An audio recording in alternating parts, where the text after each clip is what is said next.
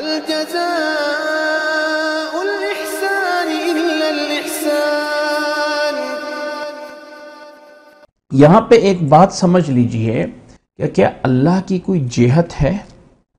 اللہ تعالیٰ کی کوئی سمت ہے؟ جہت کا مطلب یہ ہے کہ اللہ تعالیٰ رائٹ پہ ہے، لیفٹ پہ ہے، اوپر ہے، نیچے ہے۔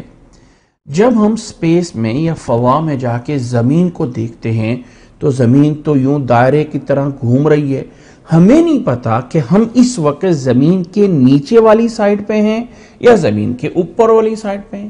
زمین تو گھومی جا رہی ہے ایسے ایسے سورج کے ارد گرد، اور اپنے دائرے میں بھی زمین گھوم رہی ہے، اپنے دائرے میں بھی سرکل کر رہی ہے، اور سورج کے ارد گرد بھی زمین گھوم رہی ہے، اور سورج اس پورے کے پورے محور کو لے کے پورے کے پورے اس اپنے ساتھ جتنے بھی سیارے ہیں ان کو لے کے کہیں اور جا رہا ہے، کسی اور کی طرف جو ہے وہ کسی اور چیز کے اوپر گھوم رہا ہے۔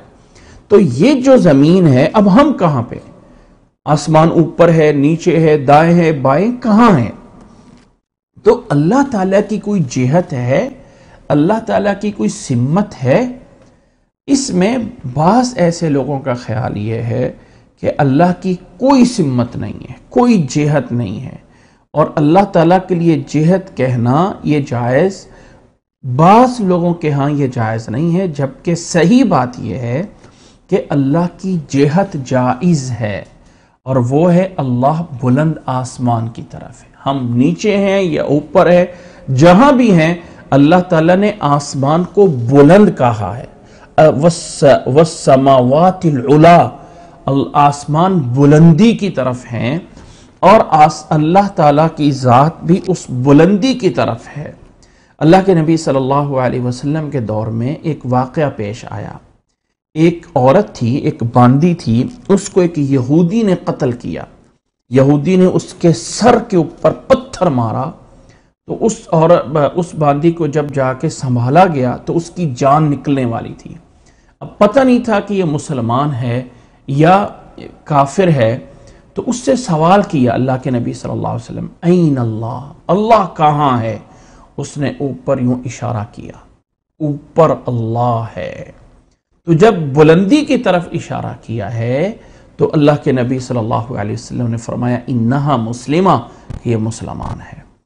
تو اس بات پہ ایمان لے کے آنا کہ اللہ اوپر ہے، تو اللہ کی ذات اوپر ہے، اوپر ہے، جہت ہے، سمت ہے، ڈائریکشن ہے کہ وہ اللہ اوپر ہے۔ اب وہاں اللہ تعالیٰ اپنے عرش پہ مستوی ہو کر پوری کائنات کو کنٹرول کیے ہوئے ہے اپنے آرڈر سے، اپنے پاور اور طاقت سے۔ لیکن جو لوگ کہتے ہیں اللہ کی سمت نہیں ہے، ان کا نظریہ یہ ہے کہ اللہ تعالیٰ اس کائنات میں حل ہے۔ جس طرح کے پانی کے اندر نمک مکس ہو جاتا ہے، تو آپ پانی میں سے یہ نہیں کہہ سکتے کہ اس سائڈ پہ سالٹ ہے، اس سائڈ پہ نہیں ہے، ادھر ہے، ادھر ہے۔ تو وہ کہتے ہیں پوری کائنات میں اللہ مکس ہے، حلول ہے۔ اس کو حلولی عقیدہ کہتے ہیں، اور اس کا رزلٹ اور نتیجہ وہ نکالتے ہیں کہ اللہ ہم میں حلول کر گیا ہے، میں بھی اللہ ہوں، تو بھی اللہ ہے، یہ دیوار بھی اللہ ہے، یہ درخت بھی اللہ ہے، یہ زمین بھی اللہ ہے، اور وہ ہر چیزیں پوری کی پوری کائنات مکس ہو کر ایک اللہ بنتی ہے۔ یہ نظریہ حلولی عقیدے کا ہے، جو کہ جائز نہیں ہے، جو کہ جائز اور صحیح نہیں ہے۔ اللہ تعالیٰ اپنی مخلوق سے الگ ہے، حل شدہ نہیں ہے، اور اللہ تعالیٰ آسمان پہ ہے، اور آسمان بلندی کی طرف ہے، اور اللہ تعالیٰ کی جہت اور سمت ہے۔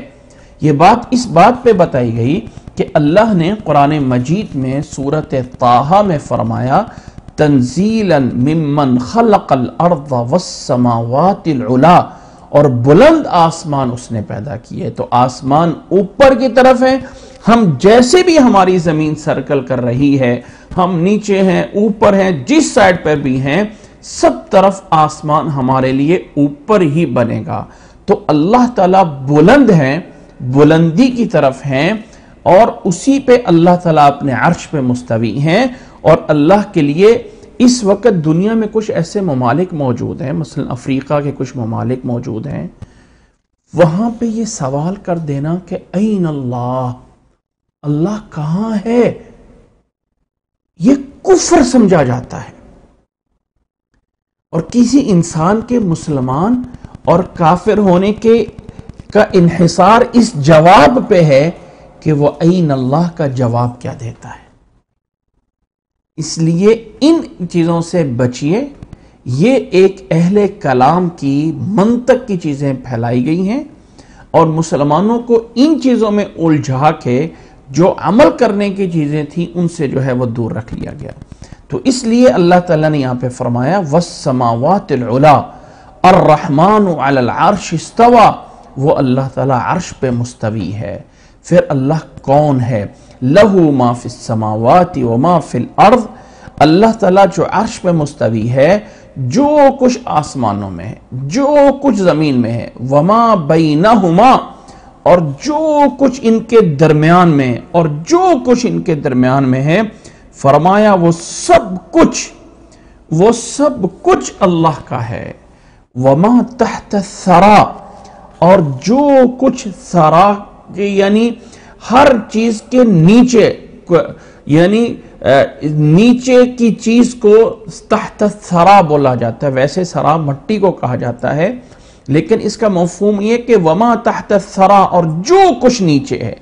اب جو کچھ نیچے ہے اس کے کوئی معنی یا مفہوم نہیں ہے، کتنا حصہ نیچے ہے، آخر وہ کون سی لیمٹ ہے، کون سی وہ لائن ہے جس لائن کو کراس کرنے کے بعد وہ نیچے جا کے شروع ہو جاتا ہے، جس کو اسفل السافلین بھی کہا گیا ہے۔ نیچے سے نیچے، نیچے سے نیچے، اسفل السافلین، وہ کیا ہے، کون سی لائن ہے، کون سی سرحد ہے جہاں سے جا کے یہ حصہ شروع ہوتا ہے؟ ان تمام چیزوں کا جواب ہے اللہ اعلم، اللہ اعلم۔ کبھی کوئی انسان ان تمام چیزوں کے بارے میں الجھانے کے لیے سوال کر دے کہ وما تحت الثری کیا ہے، اسفل السافلین کیا ہے، یہ سب کچھ کیا ہے، ان تمام کا جواب کیا ہے؟ اللہ اعلم۔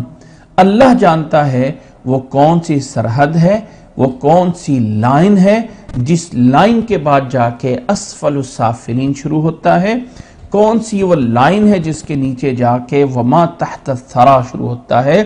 اللہ تعالیٰ نے اس کائنات پہ محیط ہے، پورا احاطہ کیے ہوئے، پورے دائرے میں اس کائنات کو لیے ہوئے ہے۔